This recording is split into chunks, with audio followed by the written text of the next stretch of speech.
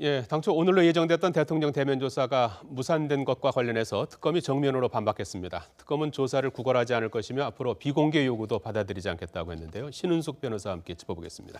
안녕하십니까? 안녕하세요. 예, 당초 오늘 대통령 대면 조사가 이루어질 예정이었었는데 청와대가 이 비공개 일정을 이제 비공개하기로 약속을 했었는데 특검이 이걸 이제 공개했다는 이제 이유를 들어서 조사를 거부하지 않았습니까? 네. 오늘 뭐 특검이 또 반박을 했고요. 언론에 유출한 적이 없다. 이제 약간 진실 공방을 벌이는 것 같아요. 진실 공방을 밝히는 것 같은데 이제 오후에 나와서 이제 브리핑한 내용으로 보면은 그 대통령에 대해서 조사를 하고 나서 그 부분에 대해서 사후에 밝히려 한 부분에 대해서는 어느 정도 약속이 있었지 않았겠냐라는 부분을 이제 추측할 수 있는데요. 이 부분과 관련해서 약속을 누가 깼는지는 알 수 없지만 양쪽에서 서로 유출하지 않았다라는 얘기는 있습니다.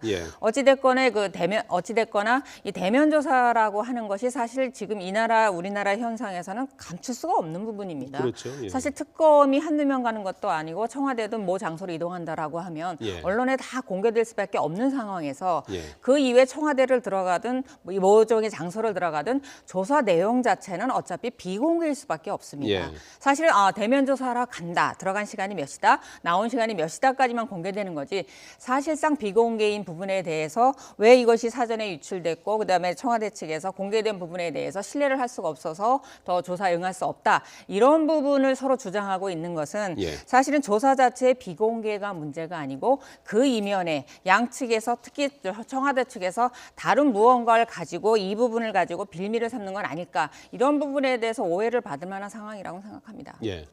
결국은 대면 조사가 무산될 수도 있는 상황입니까 지금? 아무래도 계속된 이 이후로 향후 일정이 조율이 안 된다라고 하면 사실 특검 조사 기간 만료일도 다가오고 연장이 안 된다고 했을 때요. 그렇다고 하면 그 이후에 사실 대통령을 조사한다는 것이 장소도 문제지만 그 질의 내용에 따른 시간이라든가 이런 부분에 대해서 조율이 구체적으로 이루어져야 되는데 지금 날짜부터 이렇게 조율이 안 되고 서로 말이 달라진다라고 하면 향후 일정 잡기가 쉽지 않은 건 사실일 겁니다. 그래서 일정 자체가 잡히지 않는다고 하면 사실상 특검 조사 자체는 어렵다고 봐야 되겠습니다. 그래서 나오는 것이 이제 수사기간 연장 여부 아니겠습니까? 만약에 이제 대면 조사를 거부할 경우 특검의 수사기간 연장 사유가 될 것이다. 브리핑에서 이렇게 특검이 밝힌 내용이지 않습니까? 이 수사기간 연장과 관련해서는 만약에 황교안 대행이 이제 승인권을 갖고 있는데 이제 국회에서 법률 개정으로도 가능한 겁니까?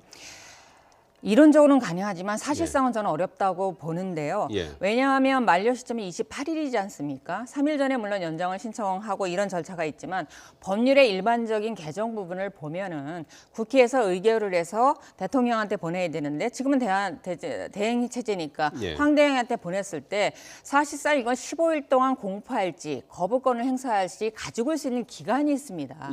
그렇다고 하면 내일 전격적으로 국회가 합의를 해서 이걸 법률안을 청와대로 보낸다고 하더라도 28일 안에 물리적인 시간이 가능하긴 상당히 어렵다고 보여집니다. 그래서 법률로서 현재 새누리당도 반대하고 있는 시국에서 연장하는 법률을 통과시킨다는 건 사실상 어렵지 않나라고 생각합니다. 최순실 씨가 그동안에 뭐 소환에 불응하거나 또 체포영장으로 해서 강제 이제 구인돼서 이제 조사를 받고 했었는데 오늘은 태도를 바꿔서 특검 소환에 순순히 응하지 않았습니까? 나와서는 좀 묵비권을 또 행사하는 것 같아요. 왜 소환 조사에는 응한 겁니까? 조사에 응한 부분에 대해서는 이제 두 가지를 예측할 수 있는데요. 첫 번째, 그동안 이제 제명이 바뀔 때마다 체포영장을 발부해서 강제적으로 구인을 했지 않습니까? 그럼 뇌물죄에 대해서 어느 정도 특검이 증거를 확보하고 있다라고 하면 사실상 강제 구인이 사실상 이뤄질 수밖에 없는 부분에 대해서 그럼 자발적으로 오겠다 이렇게 생각할 수도 있겠지만 사실 이건 가능성은 낮다고 보여지고요. 두 번째 이제 예측할 수 있는 것은 뇌물죄에 대해서 조사를 한다고 할 때 최순실을 개인적으로 처벌할 수는 없습니다. 그럼 그 뒤에 공범관계로 대통령이 있거나 위에 있거나 아니면 최순실과 대통령을 동일시할 수 있는 이 부분에 대해서 이제 어느 정도 특검이 확증을 가지고 조사한다고 봤을 때 그럼 앞으로 특검이라는 면에서 대질 신문을 박근혜 대통령을 앞두고 있지 않습니까? 이루어지든 안 이루어지든 그러면 뇌물죄에 대해서 최순실 씨가 그 저지른 범행이라든가 사실관계가 사실은 대통령한테 물어봐야 되는 질문하고 같다고 보면 되는 거죠.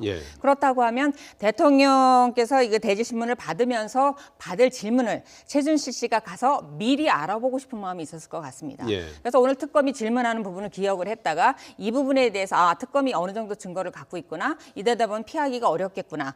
어느 정도 인정이 되겠구나. 어느 포인트에서 부인을 하겠구나. 이런 부분에 대해서 대통령과 맥을 같이 한다라고 하면 선행학습 목적으로 나왔을 가능성도 있다고 보여집니다. 예. 오늘 헌법재판소에서 12번째 변론이 있었는데요. 헌재가 좀 달라진 모습을 보였다고 합니다. 그동안에 뭐 대통령 대리인단의 어떤 지연 전술에 끌려간다 이제 이런 지적도 나오고 했는데 이런 것들을 좀 의식한 건가요? 오늘 뭐 중복 질문이나 불필요한 질문할 때마다 이정미 대행이 말허리를 끊었다고 그래요? 실제로 그렇게 생각할 수도 있겠지만 재판을 실제로 하고 있는 저희들 변호사들 입장에서 생각하기엔 그렇다기보다 이제는 중복되고 있는 질문을 끊을 단계가 왔다라고 생각을 합니다. 예.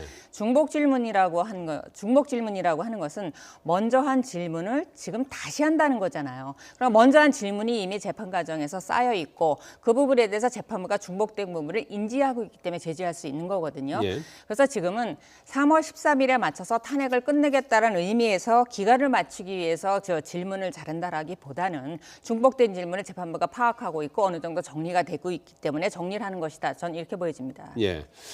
오늘 헌법재판소에 증인을 출석한 조성민 전 WK 대표가 이런 얘기를 했어요. 최순실 씨와 고영태 전 이사는 상사와 부하 직원이었고 내연관계 정황은 없다. 이런 진술을 하지 않았습니까? 네.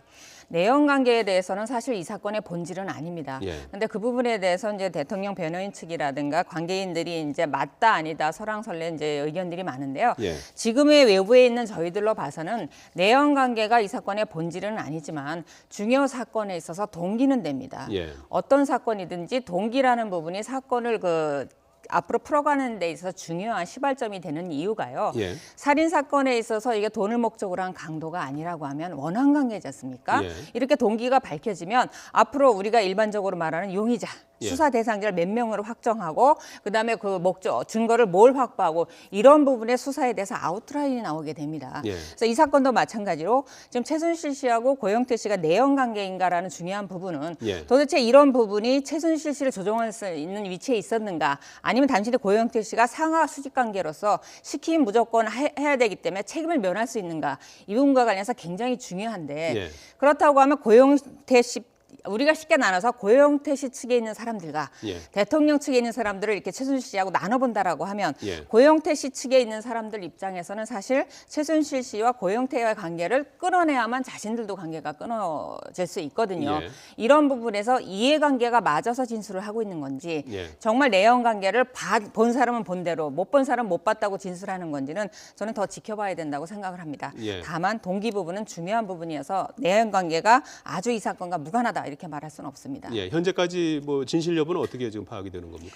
현재까지 진실 여부는 저기 외부에서는 알 수는 없지만 저희가 구체적인 증거가 없어도 말하는 정황이라 앞뒤 맥락을 봤을 때 이 부분은 사실이겠다. 지어내기 힘들겠다라는 말이 추측을 할 수가 있거든요. 근데 최순실 씨 측에서 재판장에서 변호인이 스스로 최순실 씨와의 관계에 불륜 관계, 내연 관계를 암시하는 죄송합니다. 불륜은 아니죠. 내연 관계를 암시하는 듯한 질문을 했다라는 부분은 제가 볼 때 최순실 씨 측에서 어느 정도 인정을 하거나 아니면 변호인한테 그런 질문을 해도 된다라고 말을 했다고 생각할 수 있거든요. 그렇다고 생각하면 당사자 본인이 인정한 쪽에 아무래도 무게가 실리지 않겠습니까?